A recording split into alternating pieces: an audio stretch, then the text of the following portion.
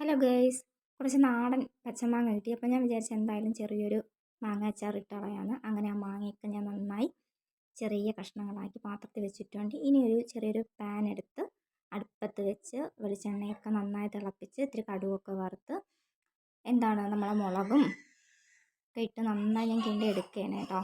കണ്ടോ, അത് കഴിഞ്ഞ് നന്നായി തിളയ്ക്കണം. അത് കഴിഞ്ഞ് ഞാൻ കുറച്ച് കായം കൂടി ചേർത്തിട്ടുണ്ട്. കായം ഇടുമ്പോൾ നല്ല മണവും ടേസ്റ്റുമാണ്. അപ്പോൾ കായൊക്കെ നന്നായി തിളച്ച് വന്നതിന് ശേഷം അത് ഇച്ചിരി ആറാനൊക്കെ വെച്ച് അത് കഴിഞ്ഞിട്ട് നമ്മൾ അരിഞ്ഞ് വെച്ചേക്കണം ഇതിനകത്ത് കുറച്ച് ഉപ്പൊക്കെ ചേർത്താണ് ഞാൻ വെച്ചേക്കണത്. ഇതെടുത്ത് അതിലോട്ടൊന്ന് മിക്സ് ചെയ്യണം. ഉണ്ടോ, മിക്സ് ചെയ്ത് കഴിഞ്ഞിട്ട് നന്നായി ഒന്ന് മിക്സ് ചെയ്യണം കേട്ടോ. പിന്നെ ഞാൻ പിന്നെ ഇങ്ങനെ വെച്ചെന്ന് വെച്ചാൽ ഞങ്ങൾക്ക് പിന്നെ അധികം നാൾ ഞങ്ങൾ സൂക്ഷിച്ച് വെക്കാറില്ല. അപ്പം തന്നെ ഞങ്ങൾ കഴിച്ച് തീർക്കും. അതുകൊണ്ടാണ് ഞാൻ പിന്നെ വളരെ എണ്ണയും കുറച്ച് വളരെ എന്തെന്ന് പറയട്ടെ അധികം അധികം അരപ്പൊക്കെ കുറച്ച് ഞങ്ങൾ വെച്ചത്.